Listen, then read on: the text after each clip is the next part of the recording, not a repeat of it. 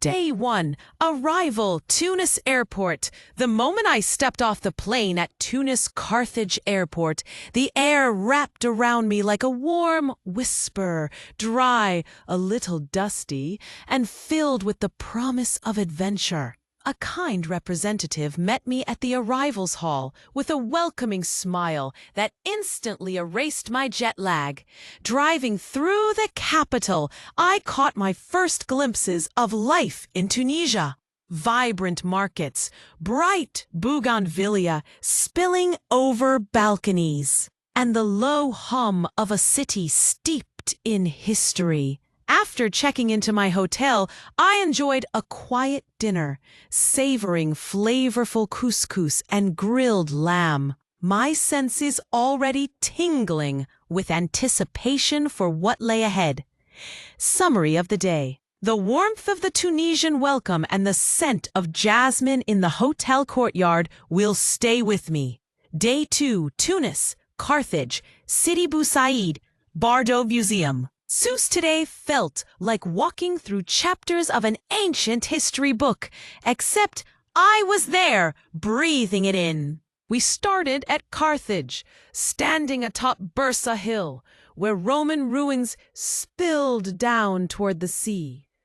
I felt small amid the crumbling columns and mosaics of the Carthage Museum, imagining the mighty empire that once stood here. At the Tophet, the solemnity was palpable, an archaeological site rich in mystery, layered with stories untold. The Antonine Baths, just steps from the Mediterranean, brought Roman opulence to life. The sheer scale of it was astonishing. Next came the surreal beauty of Sidi Bou Said. Oh, my heart! The whitewashed houses, bright blue shutters, and the intoxicating scent of orange blossom. I wandered through winding cobbled streets, pausing for mint tea with a view of the sparkling Gulf of Tunisia. It felt like stepping into a painting, romantic, serene, cinematic. After a delicious lunch, we headed to the Bardo Museum, a jewel box of mosaics. The artwork here doesn't just sit on walls. It breathes. Each tile tells a story, and the palace that houses it adds even more grandeur.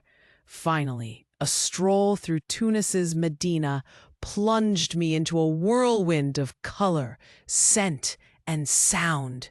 Woven carpets, carved wooden doors, and old men sipping coffee in tucked-away courtyards.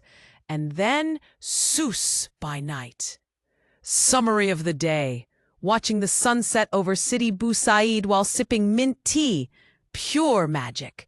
Day 3. Sousse, El Jem, Matmata, Douz. The Medina of Sousse this morning was like a quiet treasure.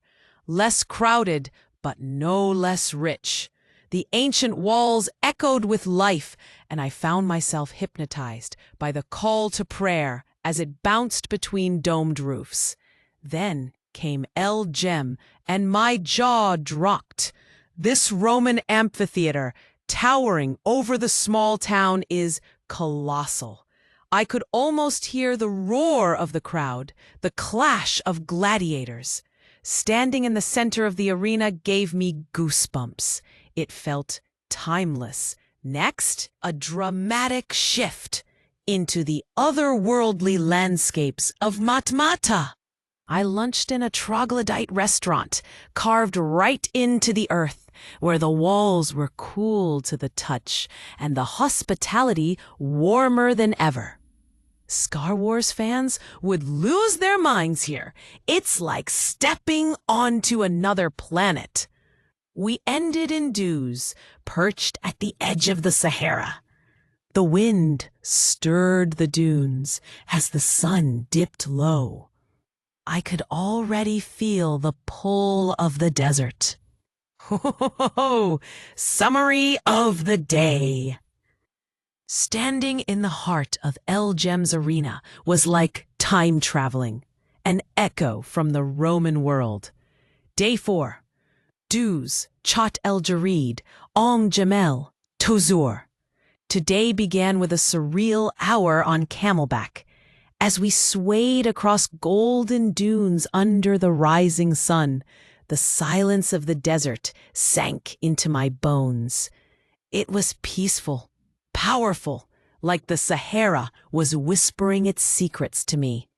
On the road to Tozeur, we stopped at Chott El Djerid, a salt lake with a surreal reddish hue. It looked like a Martian landscape shimmering beneath a white-hot sun. Later, in a rugged 4x4, we bounced across sand tracks to Jamel, a dramatic desert formation famous for Star Wars filming. The raw beauty here is otherworldly. I climbed a rock and gazed across endless desert, feeling free, infinite. Summary of the day: riding a camel at sunrise, an unreal, dreamlike moment where everything stood still. Day 5, Tozeur, Chabika, Tamerza, Mides, Tozeur. Today was a feast for the senses. Our jeep carved its way through dusty roads to the mountain oases of Chabika, Tamerza, and Mides. In Chabika, waterfalls cascaded into an emerald pool, framed by palm trees and towering cliffs. It was like an oasis postcard had come to life. Tamerza stunned me with its panoramic views. As I stood on the canyon's edge, a cool breeze lifted my scarf, and I laughed, pure joy. And Mides, with its narrow gorge, was like stepping into a lost world. The silence here was sacred. Ciao. Back in Tozeur, I reflected on how different each corner of Tunisia felt. Coastal, desert, mountain, and how deeply they stirred my soul. Summary of the day: hearing water trickle through Chabika's gorge made the desert feel alive.